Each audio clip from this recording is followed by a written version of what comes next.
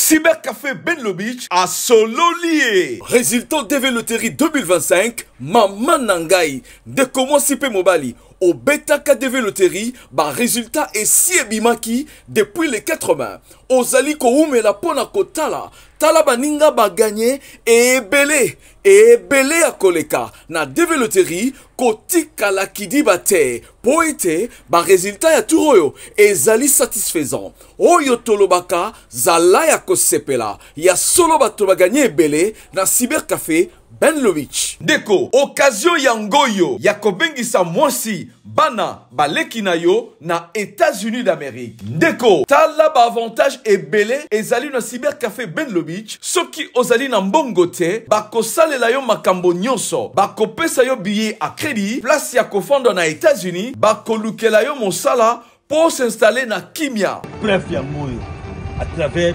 Benlo Beach, agence moko, ya solo, ya réussite. Il y a fort. Nakati ya Congo wana, ils appellent le beach. Ni Roberti, ndeko na ngayo, vous êtes pour comité, pour les mamans d'hôtel.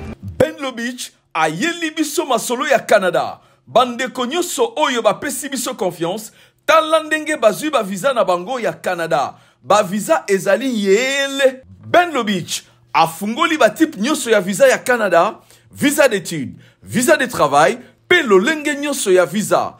Quel que soit le niveau d'études, le Canada a zali ko recruter dans le domaine nyoso. Aïe ratarate Cybercafé chez Benlo Beach. Après vraiment bon mon visa na ngai. Trop sûr même ratarate chez Benlo Beach. Chez Benlo Beach, visa trop sûr ratarate. Number one. Yonde moko le tasi. Na bolo. Si ndo ko tona kaso ki. Mbote Nabino Balandignon sur Abosolo Télévision. Merci encore une fois pour la confiance et la fidélité. Tokutani Lelo, Bozali Bosso et Abate Venabino. Na la Kakibino, Uta, Tozaragi na Poso Eleki. Na Epsa Kibino Pona Lelo. Ma etali malongi tokozala nandeko Socrate pour Bosengaki. Nous avons 3 numéros aujourd'hui. Les tout premiers numéros et en tosa nandeko Socrate. Toutes nos excuses pour le retard. Je devrais participer na défense mo na Ipen, na outi na Ipen ba étudier nyonso ba mbibi sotang ba moni biso na pesi bango mbote sika bango bazali. Na remercier bango sincèrement pour l'accueil.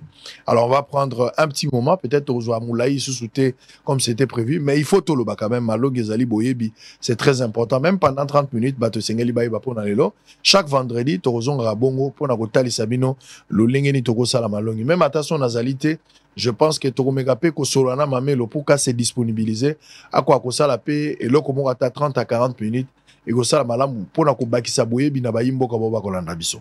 De la deuxième partie de l'émission, nous allons recevoir un député provincial. Il y avait une province à Kinshasa. Et puis la troisième partie, nous allons recevoir Paul Chilumbo. Allez, je vais prendre les informations du jour. Parce que Zali Malongi, moya kola taro bebizate. Donc, yom tozola nanga nanda ko tuna te sango ba ibi robe pour na ibi nonde bozala. Batbola nanga na Facebook robe ke wapi zongi sa robe te. Tika commentaire ou eza Malongi première partie, na baki Malongi na kola te lamba normal. Na kola taka lamba normal bilamba ndako. To benga ngo bilamba ndako. Ne to banga lingala la biso o eza bilamba ndako, bilamba to vandelaka. Yangonde te. Bilamba musala pe ezali, yangonde robe. Allez, Ituri, plus de 330 cas de décès de tuberculose enregistrés en 2023. UDPS Jonas Mukamba sollicite l'amabilité de Félix Tshisekedi pour sonner la fin de la malheureuse récréation du parti. Désormais, les confiscations et les condamnations seront prioritaires dans les enquêtes financières ALDER, et qui sous la secrétaire exécutive de la CNRF. L'Omami, Ensemble pour la République des Katumbi, dénonce l'incompétence de l'exécutif après la sortie du gouvernement. Guerre à l'est du pays. FARDC dénonce le non-respect de la trêve humanitaire par l'armée rwandaise. Ituri, les déplacés des Djougou exigent des poursuites contre les auteurs des massacres d'au moins 100 personnes. À la suite du rapport des experts de l'ONU sur la RDC, le gouvernement congolais appelle la communauté à prendre des sanctions politiques, économiques et judiciaires contre le Rwanda et ses dirigeants. Je parlais de la communauté internationale. Nord Kivu, plus de 20 000 ménages de déplacés retournent chez eux à Rutshuru. Kasaï oriental, le Conseil des ministres déplore la faible mobilisation des recettes. Sénat, règlement intérieur adopté, cap sur l'organisation des élections du bureau définitif. Avant-dernière information, rapport de l'ONU, la Belgique réitère son appel au retrait des troupes et de l'armement rwandais du sol congolais. Pour terminer, l'Omami, une mesurette de maïs passe de 2500 à 4500 francs congolais en 2 semaines à Kabinda. Professeur de droit Socrate Tata Malongi. Mbote ndeko sango tokutani solelo libako ezwami Tata Malongi akomaki kala mais mwana Malongi nde ayi mwa retard non ils indépendamment la volonté na yo justement chat il fallait fouetter si là yango ça que toi moi retard mais du moins on fera un effort pour que ta moi mouké bazwa pour que chaque vendredi bazela un peu de manière et ça c'est officiel et tikali basa elango ka générique basa elango pena nos nango Malongi tikali nango chaque vendredi na zala te Malongi ezali. Boye. Allez, Socrate Kasongo, question à ko rappeler bato moi muke loko tolobaki moko ya ba sujet na moni esali moi bilobela moi mingi na kati ya cité bato muso bandimi bato muso baboyi ezaki parmi ba point to évokaki point ya Chilombo. Kobenga chef de l'état Chilombo ezali infraction. Selon makambo yo lobaki. Ndeko muso alobi meza kombo na Chilombo eza komona azali Tshisekedi Chilombo Félix Antoine motuna mutaza libre ya kopona ko benga Chilombo akobenga epe Félix akobenga epe Antoine soko lobika ba benga na molai boye ekozala na problème et puis muso alinga bakisaka na likambo na bi est-ce que foso mutazo benga Félix Tshisekedi Chilombo faut ba to benga ka président Félix est-ce que ko benga Félix malamo Félix eza infraction to faut bakisaka na au président. Bon, par respect, parce que le chef d'État d'Ali Moninga Nabisote, c'est garant à la nation, c'est symbole de l'unité nationale. Kobe avait des égards rebellés, zappé, signe, il y a malam, vraiment, il y a des mémias, il y a respect et puis il y a sagesse. Même la Bamboka Nabiso, chef coutumier, chef regroupement, on a beaucoup de soins, il faut témoigner. On ne peut pas appeler le chef n'importe comment. Mais le quoi là-bas, poto qui la poto, le quoi à Félix.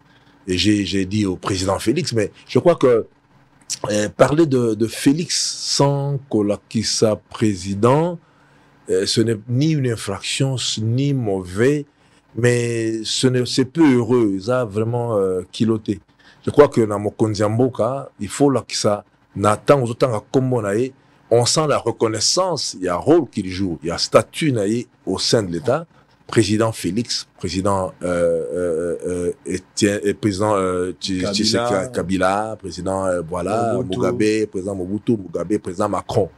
Donc dit le président Macron, au-delà, au lieu de Macron, parce que dans Macron, là vous faites allusion à un individu, Macron, Tshisekedi, oui justement, mais quand vous dites président Macron, on sent le respect et puis reconnaissance, il y a statut naïe, na rôle naïe, et puis subordination, il y a bisso batu azokamba vis-à-vis de Mokonzamboka. Donc, au président, et c'est un discours vraiment aisé et puis heureux. Et que ça vraiment cause à moi boto si na ba institution. C'est même ba élan, ba ingrédient à la démocratie. Donc, vous reconnaître que Mokonzamboka, en l'appelant par ses fonctions, en l'appelant par son statut, ils ont fait ça vraiment mais parler aussi directement en prénom. Tout dépend des contextes. Hein. Mais même Félix en parle. Bon, même Philippe, président, donc il y a un contexte où on peut accepter Félix en parle. Il y a un autre. Qu'est-ce que le président gagne quand on l'appelle dans son nom complet? Félix Antoine Tshisekedi Tshilombo, il gagne quoi? Il ne gagne rien, mais il en récolte seulement la reconnaissance. Puis intériorisation et statut na fonction dans le peuple ou dans les populations dont il a la charge. Donc c'est une marque de confiance et d'attachement. Donc c'est-à-dire au niveau de l'accession on a bengi Félix Tshisekedi président de la République, mais a bengi par exemple monsieur Chilombo avait dit dans ces pays. Donc au benga mutu monsieur Chilombo le rôle dans la cas président de la République les infractions. Non, mais quand on dit monsieur Chilombo, oui, de question de voir un peu le contexte dans lequel et puis l'intonation n'a débit, c'est-à-dire élan de discours ou à retenir. Lorsqu'on dit monsieur Chilombo, bon, moi j'estime que monsieur Chilombo, c'est souvent, vous ne verrez pas ce discours-là chez quelqu'un qui est pro-régime. Ça, c'est un élément. Donc, ça dénote déjà qu'il y a un dédain, en fait. Il y a un esprit il y a souillure, il y a flétrissure, comme on dit, sur Honneur Amour. Donc, vous ne verrez pas quelqu'un qui est pro le régime, dit, j'en ai fait part où je pense ici à M. Tshilombo. Non. Vous verrez que généralement, ce sont des discours des gens qui sont dans l'opposition, ou même sans y être, mais du moins, qui ont des éléments, des avis, qui ne sont pas très pro-régime. Donc, c'est pourquoi nous en déduisons le dédain, pour dire que ça, quelqu'un dit Tshilombo, l'intonation aussi compte. Mais à première vue, aller au second élément du nom, Tshilombo. Tshilombo, donc, vous voyez, ce sont des mises en garde, ce sont des expressions. Vous allez choisir un mot, un des éléments de nom pour appuyer une menace verbale, langagère. Et donc, c'est à ce stade-là que j'estime que l'intonation, lorsqu'elle est ascendante, et puis elle est vociférante, donc, avec le nom de Tshilombo, et ça constitue assimilable par une interprétation évolutive à une injure publique, sous réserve d'autres éléments constitués, notamment, ça dépend de l'intime conviction et à juge à Zosambisamotu, parce que lobby, ça dépend, il y a pas intention. Ça dépend, il y a intonation. Et puis, l'intention aussi de la personne. L'intention, oui. Oui, ça va poursuivre. Cette déclaration. Oui. Voilà, c'est ce que je dis. Donc, et qu'au dépendre, jugement, il y a intonation, il y a intention. Et qu'au dépendre d'un jugement, intime conviction, il y a juge, ou bien qu'on s'est constaté dans Motundenga Zolobel. Non, le juge. À quoi ça l'envoie fait Zali, tu vas comprendre en texte, en dehors de contexte, c'est un prétexte. Tout à fait. Le juge, lorsqu'il entend les propos qui ont suivi, parce que l'intention se matérialise, se cristallise. Après, lorsque vous appelez Tshilombo, on verra quels sont les mots, quelles sont les phrases qui ont suivi Tshilombo. Vous allez voir que ça va se corroborer, ça va s'étayer. Donc, on sentit vraiment qu'il est parti d'un dédain pour faire tout à fait, et le mot un peu diatribique, c'est-à-dire bien ici, et le mot un peu, dans le sens, il y a critique, il y a une analyse négative. Donc, cela, le magistrat pourrait, au vu de Tshilombo Nabino Wana, en déduire une injure sous réserve d'éléments constitutifs infraction offense ou traite d'État. Donc, tout dépendra là, parce que le juge peut interpréter évolutivement. Il y a des choses qui n'ont jamais été, et au moment où les législateur les concevait, érigé en infraction, mais par le fait évolutif et interprétation, il y a qu'on s'érigeait en infraction. Par exemple, quand on a confina mur, on dit que cause de volontaire, c'est tout le monde. Mais par interprétation évolutive, que bêta ma confina mur, la monteuse dans la salle, mon sous, il faut assimiler à des causes de blessures volontaires, bien que le coup ne l'ait pas atteint. Donc c'est son, et puis autonomie à droit pénal, et ils ont la particularité dans et puis conception dans ils ont un peu tout à fait différent dans d'autres disciplines, notamment la conception civiliste. Donc interprétation évolutive peut faire en sorte que Babilo ou Moussousou ou ils ont quitté et que en début on disait peut-être qu'il y a un vol, qu'il y a un courant, qu'il y a un données électroniques dans l'ordinateur, mais quand on dit aïbingaï données dans un ordinateur, comment il alors que c'est pas matériel. Moi, que notion de vol, dans un premier temps, que les soustractions frauduleuses, il y a un bien appartenant à autrui, mais l'idée était que les biens meubles, mais les biens immatériels, ils peuvent éviter, mais avec l'évolution par l'autonomie en droit pénal, on peut arriver à ça. Beaucoup de techniques pour arriver, il y a qu'on rencontrer les stateurs dans la théologie ou à Tchaki principalement, ou soit par le fait de l'évolution dans l'interprétation. Allez, on va prendre la matière et aller là. Je pense que Bandego Baolanda Biso Bao Baozana Mituna, Baozanga Tego Tuna, au commis, na numéro Ezali, na C à télévision. Je pense qu'à partir de vendredi, directeur technique précieux va déjà terminer avec un fond arrière. Est-ce qu'il ne faut pas être comme Mamabo Solo dans la politique, il faut faire Kamalongi. Donc déjà, je pense que vendredi prochain, parce que le roi n'a pas robe, n'a l'ingité zala, Bosso la politique n'a pas fait ça Kamalongi. Donc à partir de vendredi, pour aller au Bolimbi, ça peut tenir biso rigueur. Na lati et lamba yanda qu'on n'est na la kaki, mais ça met vendredi et koyaka. Ce qui nous a battu je pense que tu as la tenu, mon sous mais et tu as la coquille sanana bosolo. Likabouya Banque Lambert, tu l'as tout parce que oyebi my God, ce qui my God, my God. Batu bacha bambongo na bango na my God, batu bacha na babindo. et puis banque Lambert pesali likambu ya banque Lambert lelo na kati ya société na biso eza problème attention bakendaka na l'état pour na banque Lambert moto atie mbongo a déficit mbongo na intérêt même na quartier moto amanika bebo yo na opesa yo na yo $100 $8,000 mais ozongi sango dans un mois après un mois ozongi sango 1,500 moto préféré déficit bato mbongo na quartier na musala lelo so oke na ba entreprise publique ebele ya l'état au monde qui bato baza difficulté à futa ndako parce que nan ba futi bango te du coup baza la moto moko aza wana changer a déficit ba travailler bon so ke na hôpitaux oke na ba administration en tout cas na ba ministère ebele okutaka moto mo aza na mbongo même ta déficit a déficit bino autant bino bo déficit a déficit 100 on peut à 125 so a déficit 300 on peut à même sur 350 mais on peut ça encore so ba futi bino et comme on à niveau que moto azali mon déficit mbongo a côté en contact na agent payeur donc agent payeur peut à côté na comprendre pour que tant mbongo zoya ba kuna besoin ko senga ta partir kuna de bakati mbongo zoken est-ce que banque Lambert et avec ces phénomènes que je viens d'évoquer il y a le caractère infractionnel? Oui, ndeko sango so taboto bana ba my good ils ont jeu hasard bah je ça dit que le jeu ils ont entré dans un contrat auto bien aléatoire c'est-à-dire issu à contrat ils ont dépend d'un hasard ils ont commutatif ba contrat commutatif déjà prestation yebani na ce à quoi on va retourner et yebani au moment de conclusion contrat donc ba maigo ils ont contrat aléatoire ils ont hasard ce n'est pas confondre avec la banque Lambert le fait à couper sa mongo n'a intérêt. Qu'est-ce qui se passe en fait? Le droit d'habitude prévoit que banque Lambert est une infraction en ce que qualifions infraction à usure. Usure à qui le fait à couper ça et l'autre avec ma marge bénéficiaire un peu débordante.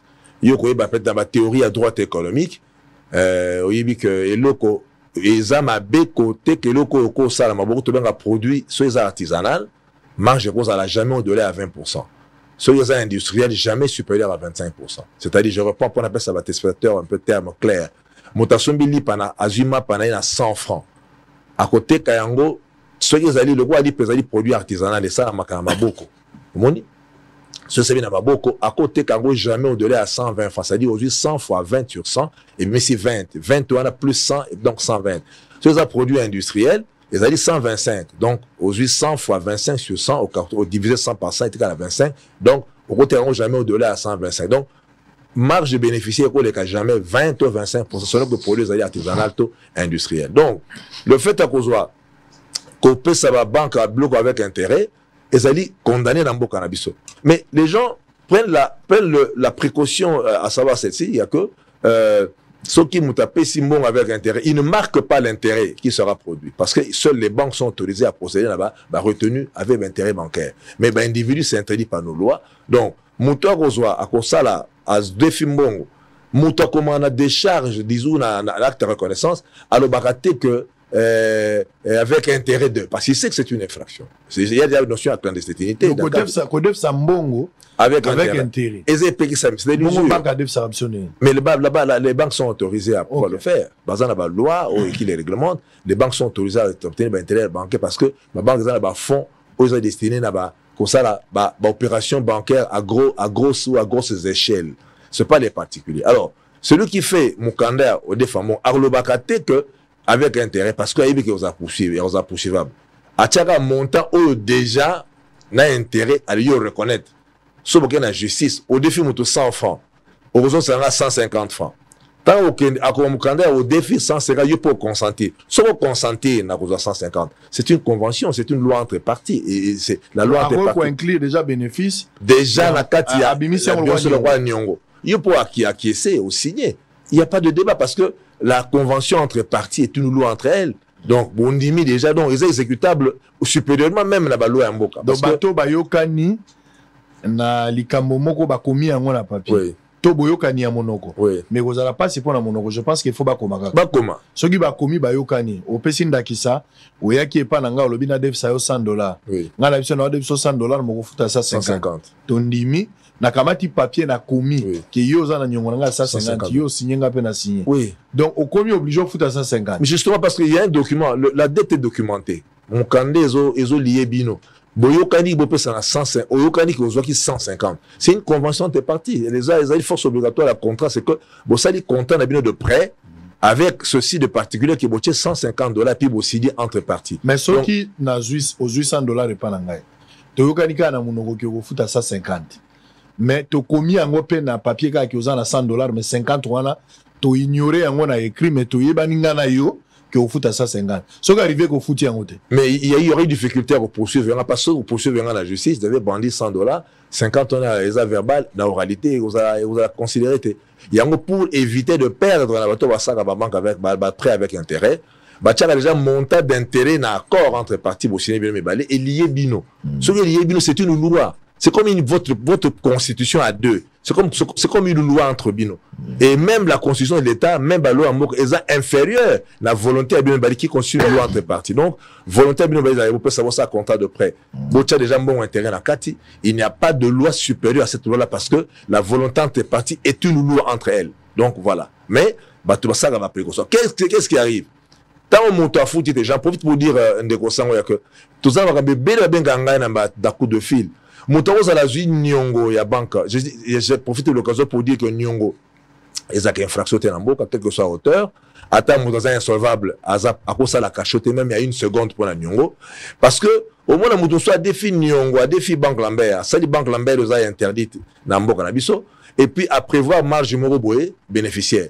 Moutaro était pour garantir solvabilité, à PCI de sûreté, notamment gage. Après, Simba téléphone, Simba voiture, Simba machine à coudre. Et puis, moto na tikali na machine à coudre pas na akenda na libela on dit que tozo po quand to libela batu moto ba pese gage que simelo ko simba motuka azana droit ya côté ka yango te quelle que soit mauvaise foi ya moto ko def quelle que soit la durée même 100 ans alors il y a ça la droit parce que azan détenteur précaire ba simbi c'est le ko pour simba en attendant aya ko futaye moyennant cette sûreté là cette garantie va pessier il peut pas vendre tout le banane yo ozoluka mbongo oza na besoin ya $3000 mais oza na mbongo te po so confiance na ngala peso 3000 ozu na mutuka na olobi na bomba mutuka o toyokani délai ya une année o pesa ngai mbongo na ngai avec intérêt ndenge toyokani bien document signé et puis ngana zongisa soki tosali disposition tolobi ko au cas où tosali inano futite na oza obligé na teka mutuko na zo mbongo na ngala peso les contrats voilà so tokomi yango na papier voilà ndelo bato bosa na kosala. Ce que je gage à montre, vous fixez pas dans mon canal à bino, au cas où échéance est expirée, quel sera le comportement à observer pour la bino balai. Donc, mettez toujours la clause que dépasser ce délai, ce bien mis en gage peut être vendu pour récupérer le montant remis en prêt. Les gens ne le font pas. Aux yeux de la voiture au Simbi, au Kumkana. Mais voiture, au Kozana doit se retenir au Kende Makala, tu auras vendu un bien appartenant à autrui. Tu ne venez pas opposer au Marissa, non, Azan non. Azan oui, j'accepte, mais la dette a mis de temps, et on ne sait pas qu'est-ce qu'il a fait qu'à foutre. Mais où est le gage à Pesakio?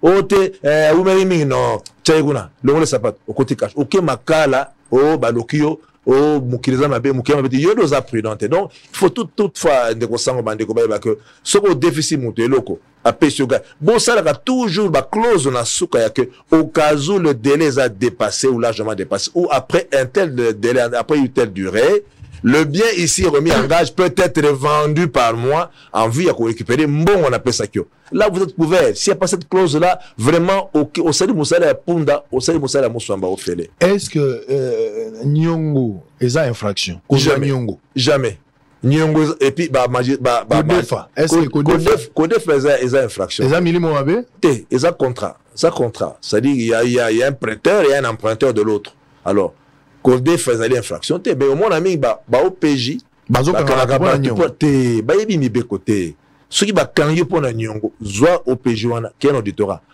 ko tikala ye fufu na pokwa na pondo pa ya bana na ye à kota makala osala ndolo parce que à koko kangate à convertir tes dettes et outils civils au départ à convertir en abus de confiance ezali petitesse na étroitesse ya droit ça nuance entre abus de confiance na Nyongo abus de confiance c'est-à-dire ba pesi mbongo et loko na par un contrat ba pesi yango par une remise et puis avec un but une finalité déterminée yo te détourner la fidélité na finalité wana boyokana ki bopesana ki remise par un contrat au sali et logo autre que ce que ezaki destiné na mbongo wana.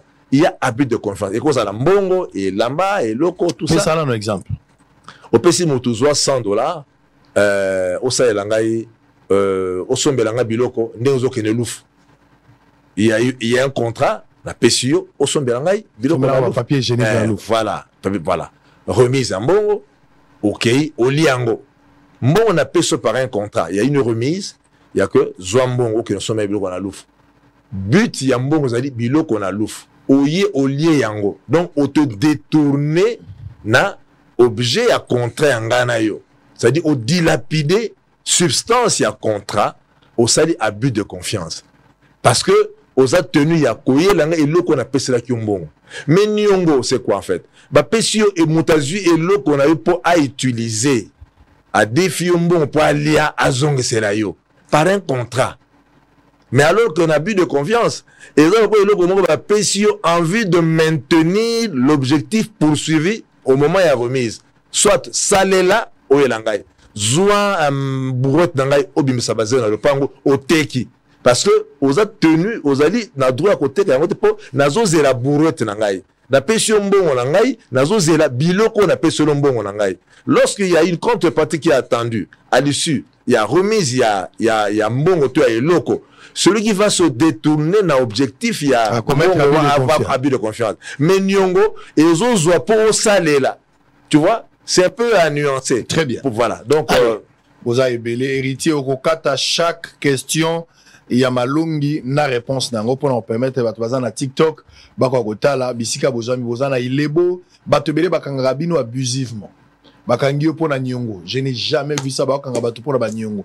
C'est ce que nous voyons dans la société. Bakangi batu pour na nyongo. Bakangi pour na nyongo te a defagelo kwa mutu, ti sikwazo sala te ba commission abus de confiance batindi pe na makala. Il y a des personnes dans la prison centrale à makala lelo, bakanga bango pour na nyongo. Ba biso bakangi bango nyongo départ mais ba commission abus de confiance. Ezalakate. Baza ebele. Ezalakate. Allez, boyebi na bosolo mobimba tous les jours. Toza du lundi au vendredi pour la bosolo na politique, mais malongi de chaque vendredi. Ezali misa liboso avant to kota na ba détail boza ebele. Bolimbisa ndenge na lati elamba na lobangi na mino déjà que na maetali malongi toko banda kolata bilamba ya ndako. Bilamba o ebomba mangana se ya nzambala oyo eza ko souffrir. Bilamba e ko komelanga mukande lobi mais osomba biso pona nini? Est-ce que batu bako mona biso te na vie? Naza ko exaucer prière ya bilamba. Chaque vendredi, le coup a toujours occasion à ça la malongi et quoi qu'on permettre la facilité et à s'en sortir. Allez, on va prendre la troisième question très rapidement avant notre député provincial parce qu'on va prendre Paul Chilumbu. Ça brûle la lit d'épais, ça passe ou ça passe. Motezo pela milinga, hein? Ça passe ou ça casse. Ah, ça passe ou ça casse. Lika mwa mapango bana poto ebele ba congolais ba kinois ba obunda.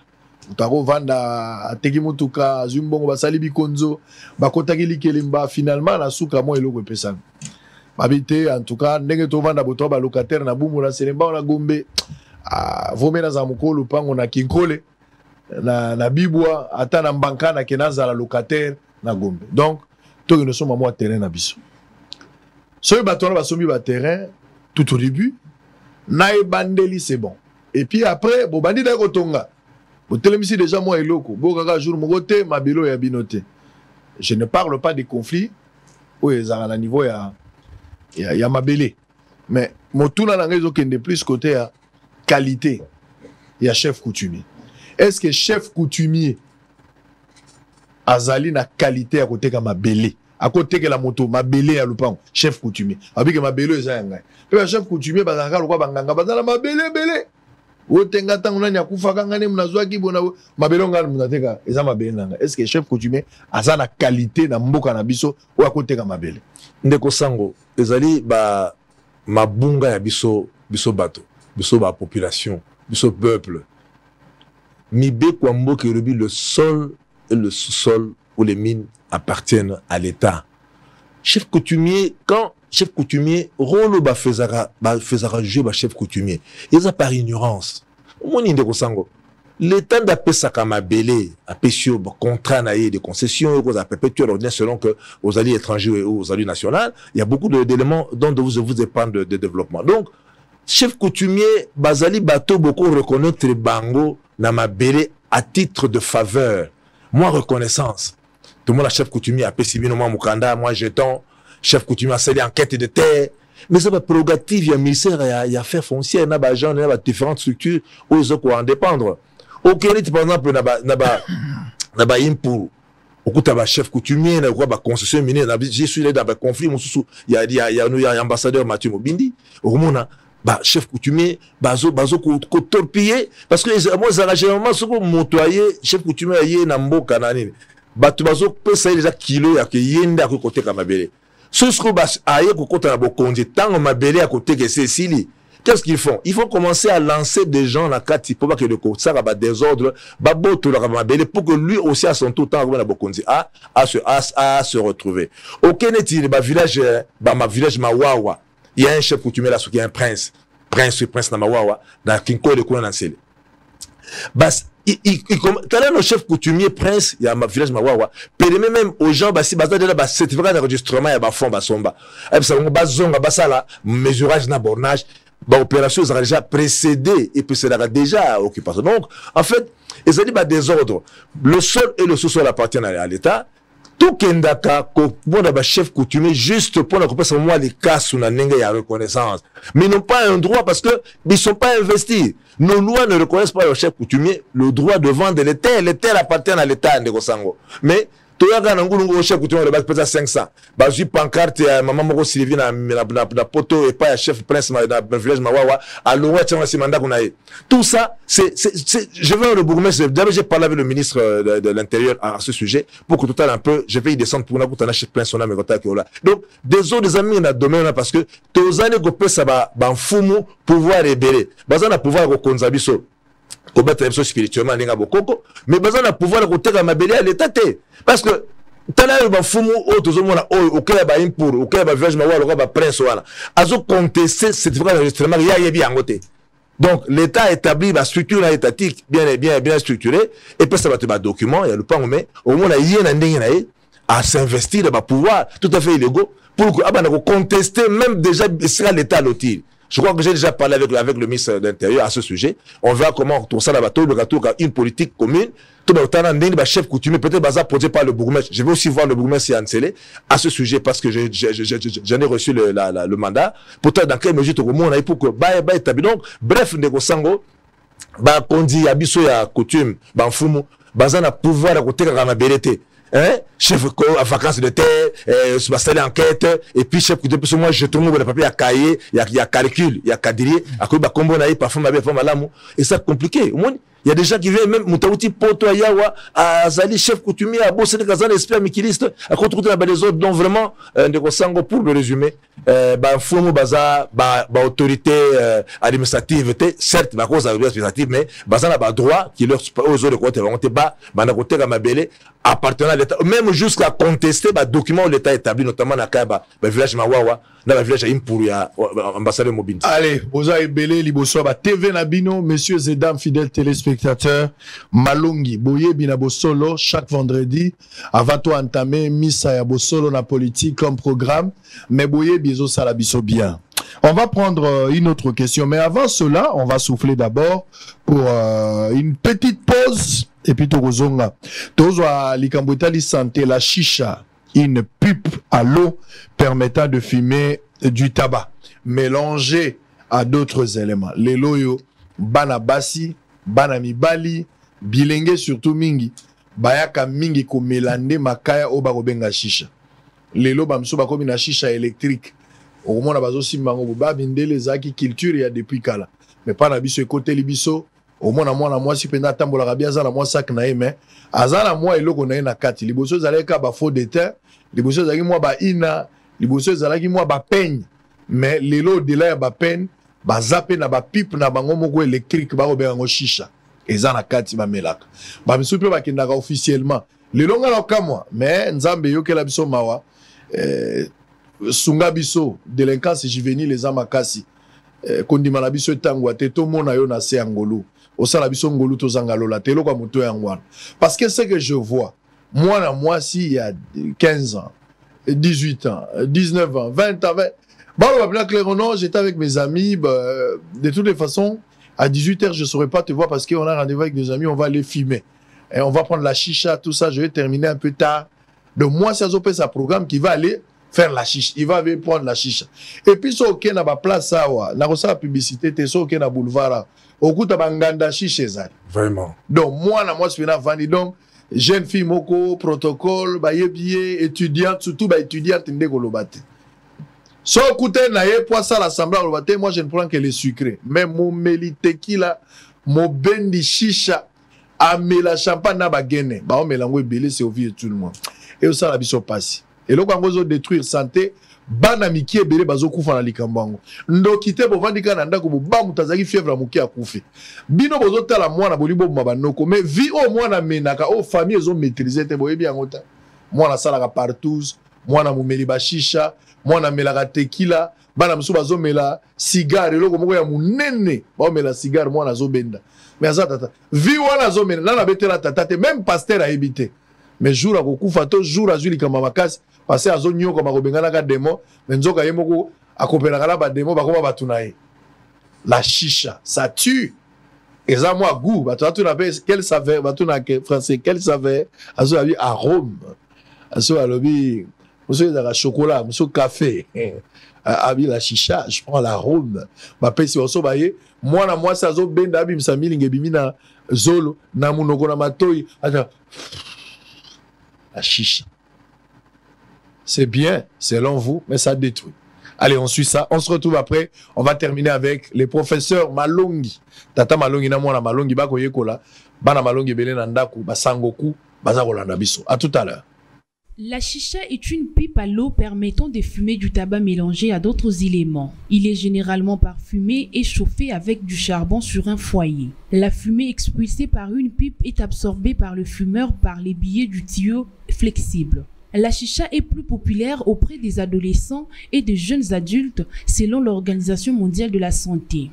Le tabac à chicha est composé de 25 à 30% de tabac mélangé avec de la mélasse, d'arômes de fruits, des conservateurs et d'agents de texture. Les différents arômes utilisés lui donnent le goût différent. C'est l'un des points qui séduisent les consommateurs attirés par la variété de parfums disponibles. Mais il faut bien retenir que la quantité de goudron et de nicotine contenue dans les tabacs à chicha est aussi élevée que dans une cigarette, même si la part des métaux lourds tels que chrome, plomb et nickel est moins importante. Et contrairement à une reçue, les goudrons du tabac d'un erguier ne sont pas moins cancérigènes que ceux d'une cigarette. Le médecin Emmanuel Mouangi, interniste en pneumologie à l'hôpital général de référence ex-Mamayemo, revient sur les conséquences de la chicha. Chicha, c'est un tabac en fait. Quand on parle du tabac, le tabac c'est une substance chimique qui contient les éléments chimiques. Ce sont ces substances-là qui attaquent les systèmes cardiaques et les systèmes respiratoires. Le tabac, normalement, peut entraîner un AVC. Parce que vous allez voir que dans les tabacs, les substances qu'on trouve dans les tabacs fragilisent les artères. Lorsque les artères sont fragilisées, à la longue, vous allez voir un gène qui fait un AVC. Les tabacs détruisent aussi le vaisseau, là où les sang circulent. Quelques personnes interrogées à ce sujet donnent leur avis. Kofumer eze loko moko ya malamu te. Et sika ya kofumer ba chicha, kofumer cigarette, na ko senga na bango ba mele même diamba parce que eze loko moko eza naturel. Pour moi ça m'aide à me détendre quand j'ai mes problèmes là amoureuses. Quand je le prends, ce qui compte pour moi c'est j'aime ça, j'aime prendre ça. Par ailleurs, le médecin prodigue des conseils aux personnes qui consomment la chicha. Dans la chicha, il y a des éléments toxiques. Les gens qui consomment la chicha, il est temps d'arrêter pour ne pas arriver à un stade de complications. De par les dires du médecin, la consommation de la chicha nuit à la santé de la population, d'où il est nécessaire que le gouvernement de la République prenne des précautions idoines afin de mettre la jeunesse congolaise à l'abri du danger que présente ces tabacs. Allez, la chicha, la chicha. Tu vas prendre quelle saveur? Quelle saveur? Ba fille penza, ozo mona bane bela.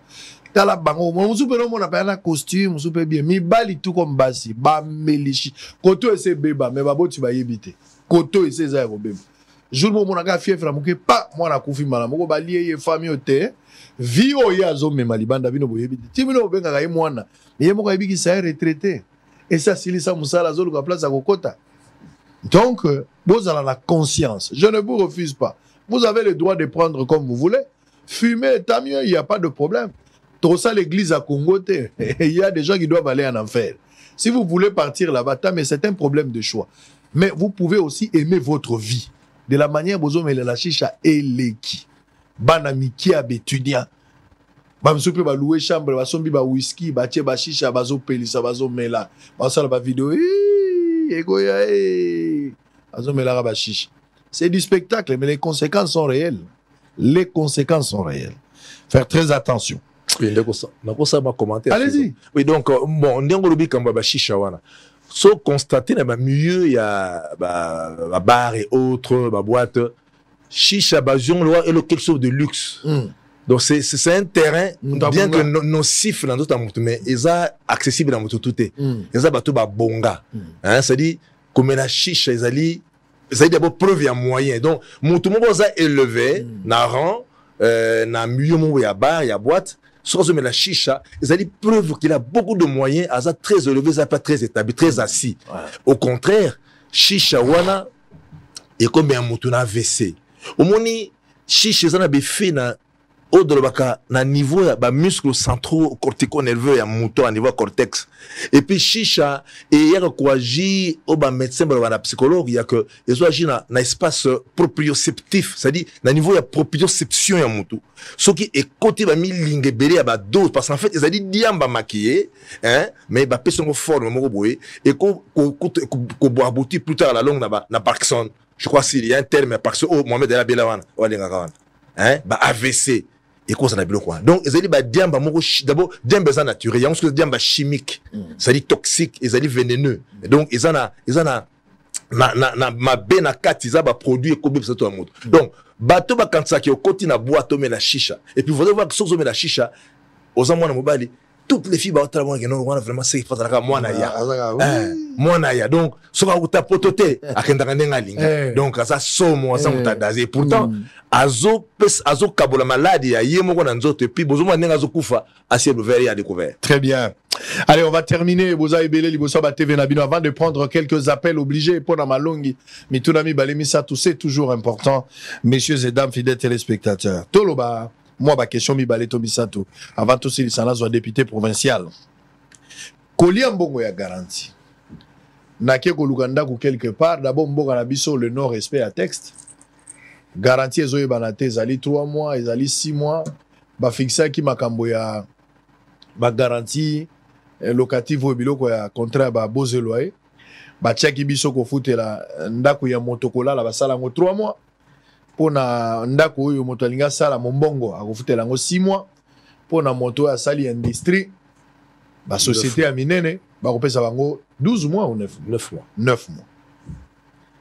Alors neto kendaka mingi bato ebele ba olanda nga ba locataire ba olanda nga minute po ba locataire ba legi ba baer ne belé ce qui est logique. Soki toye na ndako ba osengo garantie à 10 mois.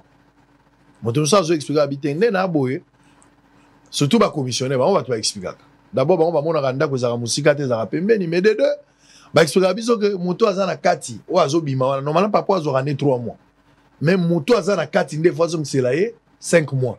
Il y a au moins baché 8 mois et puis na ba manœuvre o akosala baché mois moko na o ya biso ndé zo sala 10 mois. Zomo la justification ya 10 mois. Moto akoki pe ko bunda, so azana besoin ndako. En violation ya ba texte a fouti 10 mois wana. Ce qui fait que commissionnaire a eu 1 mois. En croire bango, tatana zoka 1 mois. Mon toit n'a pas besoin de laisser 3 mois de garantie. Mais qu'on le sali 1 mois, 2 mois, 3 mois, 6 mois, pour des raisons X ou Y, 2 problèmes dans l'ingé olobela. On met à l'ibosé zali ko matsanda ko après 6 mois, batali ka ndengo zoya osombi mutu ko kota ka locataire mo bati mutu. Bana no ba minene solozo mana lupango ya basoso, ba misi mamonda ko no fo mata.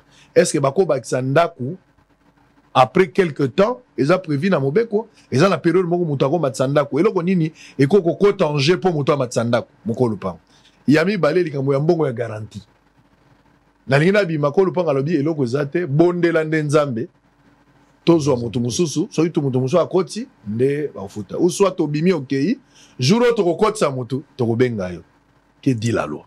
Bon, ndeko sango d'abord na ba commissionnaire bo sangana ba groupe na bino bo telema bako lupango baza ba commissionnaire te baza na mikanda ya ko la commissionnaire te soki boye azu moitié à loyer ya commission na yo yo ki bongo bo kabol swinda kwa $100 moko lupango ye moko en dehors ya garantie azu na moitié à commission bo telema eza musana bino mukolo nda kwa zalaka commissionnaire tata pe na mikanda na ngote eza musana ete bo sangana bo telema de deux mokolo pango oyo obimi ndeko sango nandaku po apesa o garantie alobi zela moto mosusu aya ezali infraction ya abus de confiance je crois article 95 ya code pénal ordinaire ya mboka na biso soki mokolo pango obimi nandako na yo ozokende garantie oyo pesa elia makate ezali masse d'argent intangible.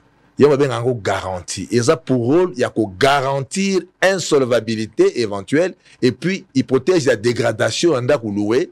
Et retenez que mon corps le pan sorozo bimananda kunae azui na garantie ou eza censé qu'on en a assez ambeto. Ton a banque, ton a les coups banandaku azonge serayo. Ko bi sa muta bimi nandaku que naza na garantie na tezela moto eza infraction. Kendo ko funde na parquet akokende makala. Parce que garantie balia kayangote. Garantie bazouaka pe le boko na katite ndeko sango. O footinga été 3 mois, vous avez garantie à 3 mois, 4 mois, au na 1 mois té. Garantie est intangible, et ça pour garantir. Sauf de commun accord entre locataire na bailleur, bon, nazana mo futa auto 2 mois yo, longola na mbongo na ngai o ya garantie. La loi voudrait peut-être une brèche dans ce sens, c'est que monto akoki kolobako kana locataire na bailleur que to longola na katia garantie na ngai mbongo, mais il n'appartient pas au bailleur seul monto proprio, ça y est unilatéralement à longola mbongo ya garantie parce que faut-il loyauté. Donc conséquence, ozana nyongo ya moto ya 17 mois mais ozana garantie na ya 3 mois.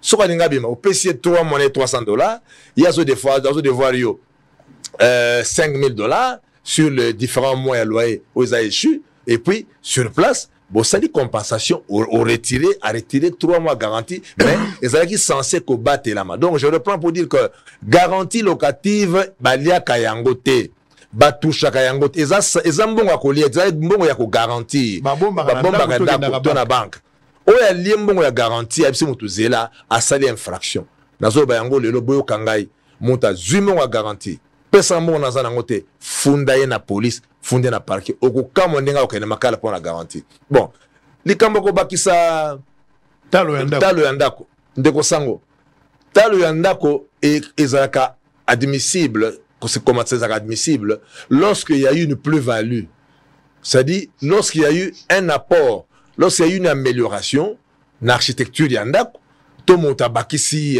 cuisine sali ba plafond ba gouttière, il faut qu'il y ait de l'ajout en termes architectural. Il faut justifier.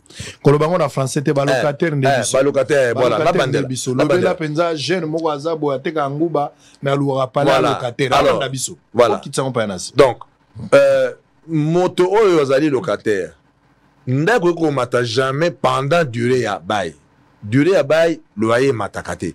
Sauf soki bailleur atongi eloko abakisi eloko mususu ya motuya na ndako oyo zoko futela et puis aider et bakisi yo condition et majorer infrastructure ya ndako, c'est-à-dire ndako et bakisi susu kilo nango na poids na valeur na oyo atongi soki atongi eloko te loyer ko mata te soko zui décret ya comment on appelle ça arrêté, j'allais dire, il y a Kimbuta, Kala, et ça veut permettre que ceux qui montent à Bakissi loyer, ils ont $100, à Tchango 150, ils peuvent s'acquitter 3 mois à garantie.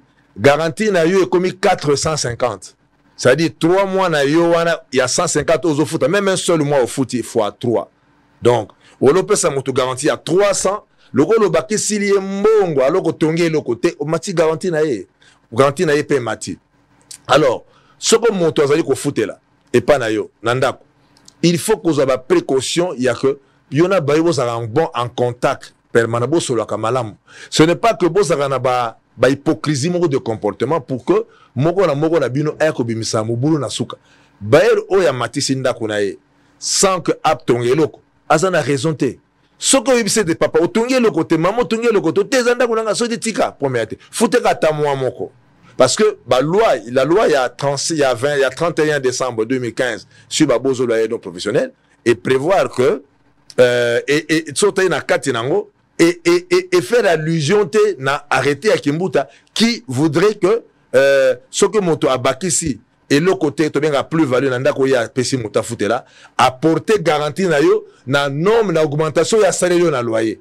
Donc exact c'est comme être en vigueur, est en vigueur. Donc en résumé, pour le temps qu'arrêter ezaki abrogé te qu'on dise pas que loi wana et la loi est supérieure à l'arrêté 7 parce que dans la pyramide normative, la loi vient après par règlement notamment bas administratif, oui, mais cet arrêté n'a pas été visé dans la loi OEAE. Donc ils en vigueur.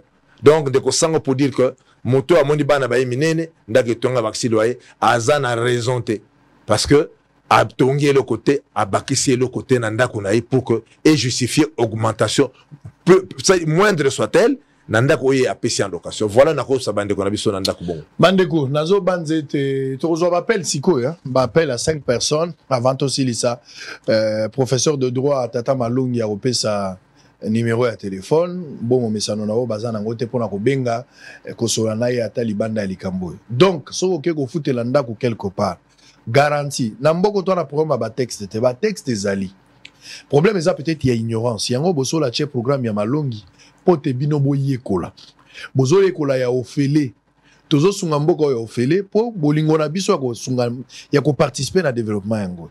Donc to pesi bino espace pour na koyekola o ya yebite lo bate boni bosolo na vendredi siko bosolo na politique comme émission ezoleka lundi vendredi pe basalaka mais avant yango batie programme moko ya Malongi o tozo tikalaka nango weekend nyonso moto atie yango eza sango ye moko mais kuna komi Tata Malongi bavandi na ndeko moko Socrate aza motangisi ya mibeko bakosolola balobaka na lopoto la beauté du texte trahi par la réalité sur terrain mibeko ezali mais po bakokisa esaleli ya mibeko wana nde ezoposer problème mais mibeko zangi te mibeko ezali so okei kofutela ndako garantie eza kaka ya 3 mois mais sikoyo okokuta bato balobi bo l'état ye moko oyo azotia mobeko oyo aye eza wapi l'état atongana no te eza ndeko sango eza infraction au-delà à 3 mois, au-delà à 6 mois, 9 mois, et infraction. Soki tolobi ba infraction, soki to 10 bailleurs awa, c'est-à-dire 9 bailleurs bako kangam. À la limite 8 bailleurs. 2 bako za la exception. Et koleka o wana. Soki moto afutela na ndako. Oye munene. Bana no ba uti poto. Tozaki na problème mo ndeko mo kabeli motuka. To mikolo no somi ba maputa sika. Eza raison te mokolo ndako wa matsandako etali ete de deux ndenge mo laksi alobi awa so ko ba na kati ya ndako na yo par exemple ozaki na ndako ya 2 chambres na salon ezanga cuisine ozaka na kati ya ndako mais mokolo ndako aye a informer yo asali cuisine na kati abagisi eloko ya sika o ezalaki te ekoko justifier ko mata ya ndako pa neza na molongo ozaki na ndako ozaki sans plafond. Mais likanisi siko yango na ngena tuna epa ya nani ndeko Socrate oyo bakolo ndako muzuzu o ba otonga bandako sika asali exprès ache ba karo ba biloko tout mais azangisi biloko moko na nko on comprend intention ache lo ndako na $400 au koti après 6 mois inane yemo so azu initiative abaksa tol abaksa climatiseur alors que na $400 c'est ce qui était prévu mais abimisa ko lokwa abakisi belema nouveau ou qu'on justifie augmentation en d'accord comme 450. C'est aussi un autre problème. Un autre point, oui. Parce que l'État a fixé ma prix dans Makambouane. Ouais, Makambo Sengeli et bon, on a la société. On va prendre des appels. Bino Batozo na Nabiso. Tuna Mutuna, ceux qui ont socialité, Toli Kambozali. 5 personnes appellent et Sili. Et puis, dès qu'on appelle un numéro à téléphone, pour aller l'autre au Souka vendredi prochain, Tokozonga, même à Longi, Lobby au Kolandango samedi, au Kolandango dimanche.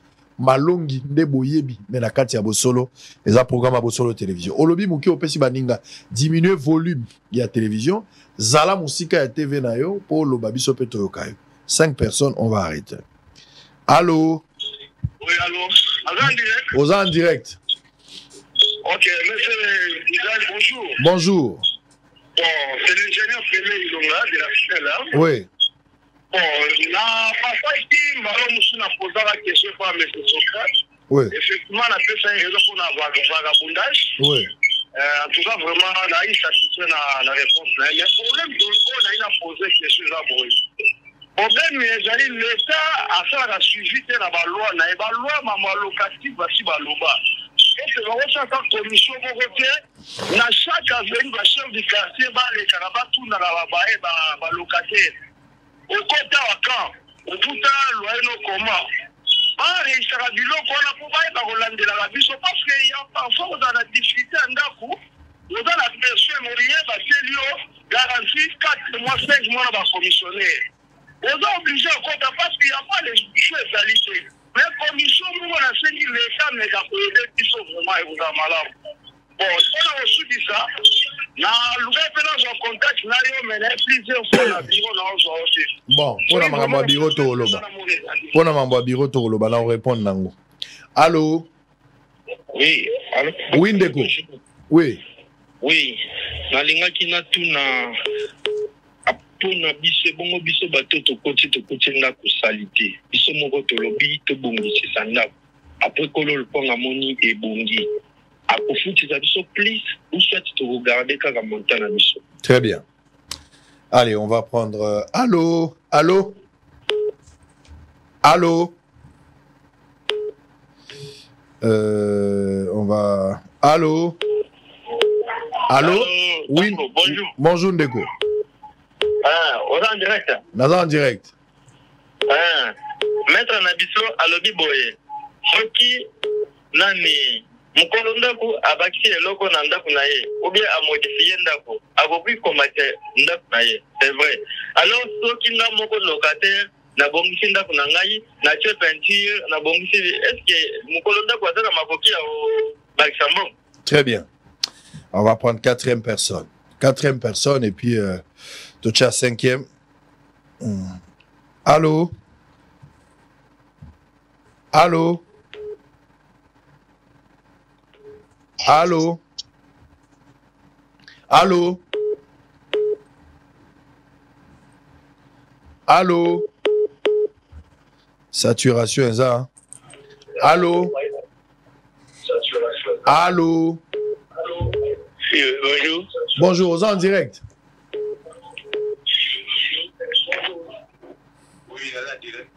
Mais oui, aux en direct. Allô? Allô? Oui, allô? Maman, aux en direct. Oui, nazo landa yo. Olobi boni. Nazo tuna bongo sikolo locataire. Ouais. Ataleli garantie na ye. Ouais. Ataleli 3 mois na ye asilisi. Akamati ya koti yo lisusu 5-6 mois. Siko kontoni no ko sala pona umimisa ye. Asilisi déjà garantie na ye asaleli. A consommer nyonso bazo ko refuta te. A côté sous na retard il y a 5 ou 6 mois. OK. OK, on va parler du déguerpissement, hein, des logements administratifs. Allô? Allô? Allô? Wendeko? Ngai naza courtier immobilier na Bandal. Oui. Agence nanga eza na croisement avenue Matete la Inga Mapela. Loba. Problème ezali boye. Ndeko loba nazo yoka loba. Garantie est comme normal. Il faut l'État. L'État a son système yake, ma loyer et ma compétence ma service ya Abidjan. Cela veut dire un courtier immobilier à la kisi motondako, maintenant pour la confouta loyer bakende kopesa yango na service ya habitat. Soki yo commissionnaire osali erreur ya ke osala eloko wana libanda ya service ya l'État afuti amande ya 200 ou 300 dollars. Afuti mpe baer amande ya 300 ou 200 dollars. À partir de l'eloko wana soki l'État a frappé fort, okomona ke garantie ekozala toujours 3 mois. Très bien. Allez, je pense qu'on arrête là. Allez, Ndeko. Oui.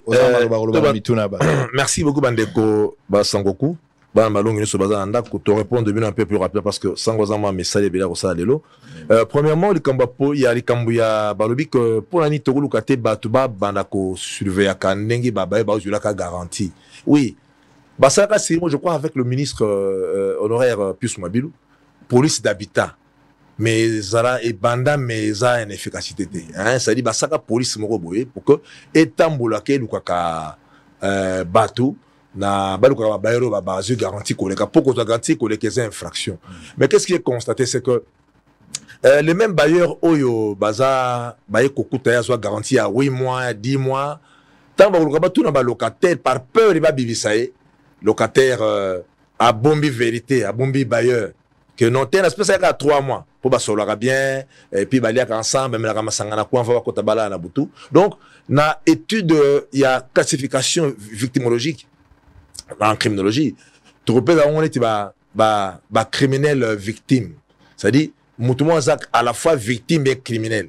Donc surtout ça dit classification criminologique ya ba toana bazali ba délinquant victime. Donc pour la première question pour dire que l'État va réactiver, va implémenter les Kambuya police d'habitat Mwabilu Abanda puis Mwabilu Abanda qui avec l'actuel ministre va me rendre compte là que ba chata kaka na babayeur hein bon ça quand même à moi respect à cause de 3 mois c'est vrai que pas ça na mboka mais moi allègement et batache à bateau et allez moi bien. Pour la deuxième question motomoso le bien que maître Soisko ngamo na bonsinda kulangai est-ce que après ko matsanda mais tout ça la nuance ndeko sango soki obakisi yo moko bongsinda kuna il y a de otobenga ba remis ménage ba réparation locative le ba peinture et contacté za beauté na yo et contacté mais ba grosse réparation na ndako ezara charge ya bailleur ozana droit ya kotonga toilette té une grosse construction na lopango ya moto sans autorisation na ye parce que soki otongi yango sans autorisation na ye ba que o incorporant na mabele na ye et commis propriété na ye oko ça la véranda so oko ça la véranda mais oui c'est dans ça la véranda pour na bimaka bien mais il faut l'informer tout ce qui peut donner visage à grosse réparation il faut bailleur à autoriser parce que ce qu'on autorisé yo boko yo kana ba dépense au sali hein au to benga ba impense parce que au sali na place à moto mosusu ba impense donc ba dépense au sali et cause la prise en compte na ba calcul boko ça na garantie to na loyer place mosusu mukolo panga bien en tout cas ngai na pesa yo ndako bongo ngana na besoin d'ako changer telinga bo so ko sala ngo e ko makambo na yo oui mais ce que bongo au sali choix ce qui mode de condition de vie na olingeza la plus est à la meilleure vous avez besoin dans la condition bien à trempe na ran na yo tu peux faire au salango et puis on dit qu'on perdre parce que ceux qui au salango contre volonté naé à revoir que c'est un peu talinga été mais faut savoir que ceux qui au sali misala mokolo le pan à juango en compte hein ça dit à 4 à l'ongolo on a loyer en réalité c'est le propriétaire qui a fait donc il est en droit d'augmenter le loyer je reprends mais c'est un peu mathématique hein un peu métaphysique donc yo bongi ndaku na ba hauteur tel que ndako comme suspect comme canon de comme vraiment au talibo leli bon aux yeux par exemple $12,000 mukolo ndaku andimi $12,000 au lo futa $500 par mois et peut sanga 100 euros futa ngate ti buko $12,000 aussi là en réalité en somme au total c'est lui qui a réparé. Oui, il est en droit d'augmenter parce que c'est une plus-value que lui a portée sur la maison mais de manière indirecte. Okay. C'est pas vous. Donc il faut tout ça la nuance. Voilà. Voilà. Et combien na droit voilà. Tout à fait. Ça dit plus-value à crédit. Parce que à Katio, parce que à Longoli ango yo Kati na ba droit na ya loyer. Vraiment nuance ngona. To me reconnaît. Donc bo ça keba bo tonga bilo ka mini ndaka ko futela. Te poso ko tongi et logo yo tongi na ciment et ko s'incorporer na sol. Et comme propriété à mukolo le plan en vertu de théorie accession, ça dit tout ce qui s'unit qui se tient à un bien na ya moto artificiellement ou naturellement et comme propriété et ya moto par théorie accession na ozo yango si meza ba théorie makasi ngongeza moke. Bon, motobi ce songa locataire na modifier ndako. Est-ce que na koko na répondre à la question il y a que ils ont un peu connexe na autotuna non soko bongisi ndako mokolo panga autoriser yo a rejoindre en compte loyer kozana kati akolongola yango et donc ye muta abongisi ndako akoyi komata parce que mongo yo saleli ye muta azui yango ye muta subir yango. Bref, au total c'est lui qui a dépensé. Alors motona moso babi ce sont locataire a épuisé garantie na ye akadi ko continuer na ko abaksu 6 mois ni on maman otu koloba. Oui, justement ce qui monte a épuisé garantie na ye asa suna droit na ndako te. Alors au sala nini il faut ça la procédure au founder un habitat pour que ça ait garantie. Il y a 45 jours. Il y a mise en demeure. Après c'est mise en demeure et puis la mise en demeure probablement on s'appelle grâce il y a 15 jours. Après quoi? Mais il ça là tout de sorte que fils vis-à-vis d'un locataire ou a commis sous mise en demeure il y a 45 jours avec possibilité à 15 jours de bien il y a grâce. Ou bah serait pas il y a chef il y a service d'habitat sous le couvert à Bourgmestre. Et à la documenter sur le délai à Kobima. Parce qu'en réalité, le dégrépissement est toujours judiciaire. Le dégrépissement administratif, il y a commune irrégulier. Solo qu'il y a un niveau, il y a mis beko pena na ba kundulu pena mi beko to ati na manete ya mine ya mi beko ndeko sango mutako bi mananda ko par voie d'habitat. Sauf si par voie d'habitat ba documenter par accord entre bangomi balé que nasi na sisi garantie nazo devoir yo nasi na 45 jours nangai. Il y a mise en demeure, on a eu 15 jours de grâce. En tout cas, le 22, on a robima beau documenté. Ah! Et comme une loi entre parties. Mais à défaut, il y a loi entre parties. Les services d'habitat, y compris le bourgmestre, ne peut pas opérer un dégrapissement administratif. Et ça, irrégulier, et ça, illégal. Mais et ça, la marron, parce que par méconnaissance à loi. Donc, je voulais donner le conseil. Il y a battu que, Kobimisa mutu na habitat, na division urbaine de Basala Kawana, mutabimi nandaku, ba ezali irrégulier, ezali illégal. Basala ke fort ya que au vu ya ba mise en demeure na ba de grâce, ba documenté par accord entre locataire et bailleur que après ba épuisement ba délai à telle date je dois sortir pour que ça le lit. Là maintenant la force de l'état koya va déguerpir avec des policiers. Alors, dernière question. Proposition en décolobi à que ce qui te roba ko futa en habitat. Oui, l'état a mesure. Mais il vous a difficile de quoi que bon futi mon habitat tongela nganda kwa bon yo futi mon habitat ozo na zo ki monsieur Clément habitat katikene Clément pe sa onda. Alors tozokanda kuna précarité et puis toza belemi na kisasa toza na pasi banda bazali banda et puis ba beaucoup bokenda ki biloko zolo ba saka bumse biloko zo pola.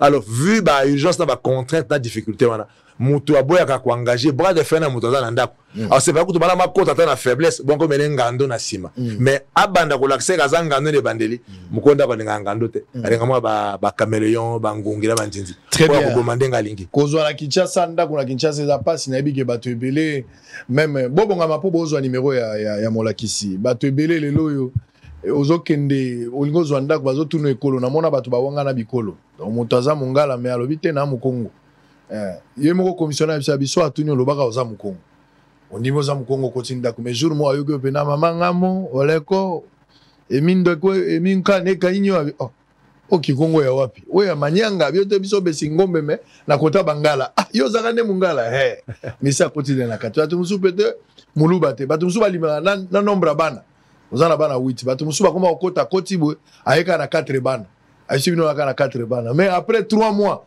bana ba moya na ba congé mwana ye congé pas esili ba komi 8 ba sali yango graduellement. Donc il y a toujours de l'intelligence pour contourner ba mesure et c'est pas ce qui peut mutazo futanda côté bo sali na 3 mois il y a préavis bon on a esili il y a garantie ba pesi mise en demeure tout ça nazo bondela bino pendant cette période wana bayer akoko ma locataire akoko ma bayer bozana bo moto botika biloko ya kangaka ba toilette botika ba biloko ya longola ka batol botika ba biloko ya kobambaka biloko likola batol na butu ko confisquer eloko on la saisie to kanga mutelo ko poza nyonga loyer bima et infraction ça dit saisie irrégulière bo sala biloko wana toza batu to yokana eza ya yote batu oto ko kangela kanda eza ba politicien batu to ko yina eza ba politicien congolais ba batu futo yina bango motema bebe koteli o yini politicien congolais na kimoyibi na yo yini ye ozo solisa ete azo le kaloko lo mona ete wana toko kotsa na motema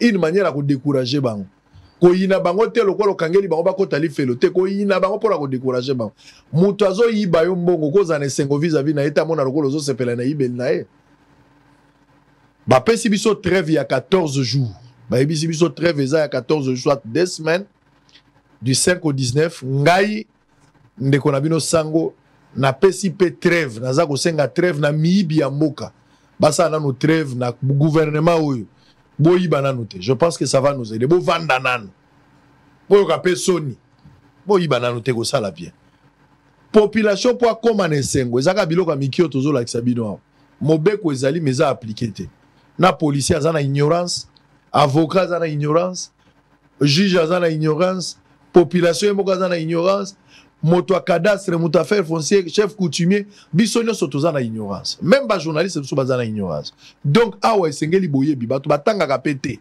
koyekola kososola eloko nini ezali droit na yo eloko nini ezali devoir na yo eloko nini yo il faut sala na itinda ya l'état eloko nini ope l'état asengeli asala mpo na yo eza ba droit na ba devoir yango nde koyekola tozoyekola bokoyekola oyebi ke civil akokanga policier tokolobela yango mbalo ekoya civil akokanga policier sango lobi yango oui civil akokanga policier pose la malongi ekoya pesa numéro ya téléphone 089 84 61 665 donc numéro WhatsApp yangwana numéro boko benga professeur pe na WhatsApp ko tuna pe motuna 089 komana ndaku 84 61 665 089 84 61 665 089 84 61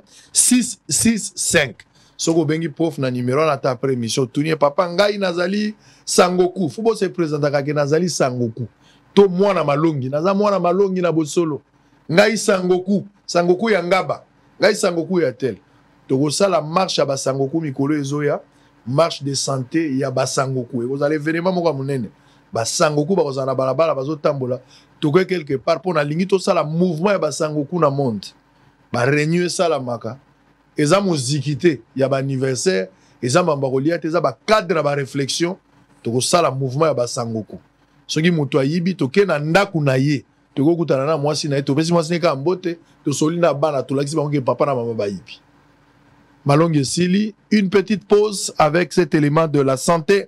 Le médecin des départements gynéco-obstétrique et pédiatre vont en grève ce mercredi 10 juillet. On suit cet élément, une pause, on revient avec le député provincial. La troisième partie, ça sera avec Paul Chilumbu. IDPS, ça passe ou ça casse. Milingao Chilumba Robimsana TVA. Augustin Kabouya Azaï na matinée au sala après-midi.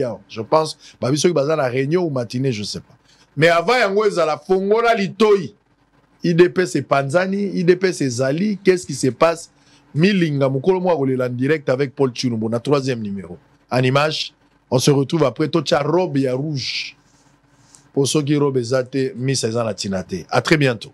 Le médecin du département gynéco-obstétrique et pédiatrie réunis en assemblée générale dans la salle des gynécos dénonce la non prise en charge de la gratuité de la maternité à l'hôpital général de référence de Kinshasa, ex-Mamaimo, et annonce l'arrêt de travail après 3 mois de non-paiement de leur salaire alors que FSS a fourni toutes les preuves de versement de cet argent dans les comptes de l'hôpital. Prenant la parole, le médecin en chef de la gynéco a expliqué l'objet de ces assises. Nous sommes là en assemblée générale de 2 départements importants de l'hôpital général de référence de Kinshasa ex-Mamaimo.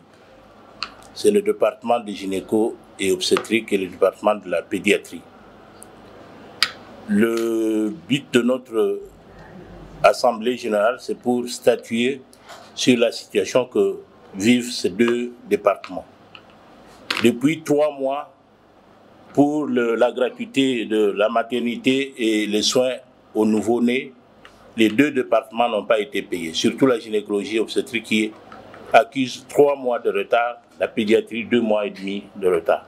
Et ce jour, après la rencontre avec la direction générale de l'hôpital hier, la direction a reconnu qu'ils ont reçu l'argent de FSS. Mais malheureusement, cet argent, ils n'ont pas su le gérer comme il faut. Et ils ne peuvent pas nous payer. Nous avons exigé que les 3 mois soient payés, sinon nous entrons en grève. Et à ce jour, l'hôpital n'est pas en mesure de nous payer les 3 mois. C'est pour cela que les médecins se sont rassemblés ici pour commencer la grève aujourd'hui. L'hôpital avait émis 3 chèques il y a 3 semaines pour nous payer. 3 chèques pour la gynéco-obstétrique d'une valeur de $26 000 et 3 chèques pour la pédiatrie pour une valeur de à peu près la même chose. Ils ne sont pas en mesure de payer ce montant-là et c'est ça qui motive le début de notre grève. Nous allons commencer cette grève aujourd'hui et nous allons continuer jusqu'au jour où on pourra nous payer les dus. Les chèques qui ont été émis, ce sont des chèques sans provision. Nos délégués se sont présentés à la banque UBA pour les toucher et la banque a déclaré qu'il n'y avait pas de provision. Rappelons que la gratuité de la maternité et des soins de santé des nouveau-nés est une initiative chère du président de la République Félix-Antoine Tshisekedi qui n'a ménagé aucun effort pour le bien-être de... Cybercafé Benlo Beach à Sololier. Résultat DV Loterie 2025, Maman Nangai, de comment Sipé Mobali. Au Beta KDV Loterie, résultat est si ebimaki depuis les 80. Ozali Koume la pona kotala, tala baninga ba gagné et belé à koleka. Na DV Loterie, kotika la kidi bate, poete, résultat ya turoyo, ezali satisfaisant. Oyo tolobaka, zala ya kosepela, ya solo bato ba gagné belé, na Cybercafé Benlo Beach. Deko, occasion yangoyo, ya kobengisa mwasi, bana, baleki na yo, na États-Unis d'Amérique. Deko, tala ba avantage ebele, ezali na Cybercafé Benlo Beach, soki ozali na mbongo te, bakosalela yo makambo nyonso, bakopesa yo billet à crédit, place ya kofando na États-Unis, bakolukela yo mosala, pour s'installer na Kimia. Bref, ya moyo, à travers Benlo Beach, agence moko, ya solo, ya réussite. Il y a fort. Nakati ya Congo wana, ils appellent le beach. Ni Roberti, ndeko nanga yo, vous êtes au comité, au démarrement d'hôtel. Benlo Beach a yeli biso masolo ya Canada. Bande konyoso oyo ba pesi biso confiance, talandenge bazui ba visa na bango ya Canada. Ba visa ezali yele. Benlo Beach a fungoli ba type nyoso ya visa ya Canada, visa d'études, visa de travail, pe lolenge nyoso ya visa. Quel que soit le niveau d'études, le Canada a zali ko recruter dans le domaine nyonso. Aïe ratarate Cybercafé chez Benlo Beach. Après quand on a visa na ngai. Trop sûr même il ratarate chez Benlo Beach. Chez Benlo Beach, visa trop sûr il ratarate. Number 1. Yonde mokolo tasi. Na bolo. Si ndo retourne na kaso. Hôtel Saphir, un bijou au standard international en plein Matongé, au grand carrefour de Kinshasa. Plusieurs catégories de chambres, bureaux et appartements climatisés avec Wi-Fi et TV, n'a faux prix. Petit déjeuner y compris dans son restaurant aux spécialités variées, avec réduction des prix pour naba clients Oyuba Fandina Hotel. Ascenseur ultra moderne, disponible en permanence 24h/24, vous amène à tous les niveaux. Yaboina Matongé et Salaté. Notre adresse A4 Ikelemba, quartier Matongé, commune des Kalam. Téléphone 084 710 99 99 081 600 8000. Hôtel Saphir, Beau 4, bel emplacement. bon prix et beaucoup d'avantages. Bienvenue à tous.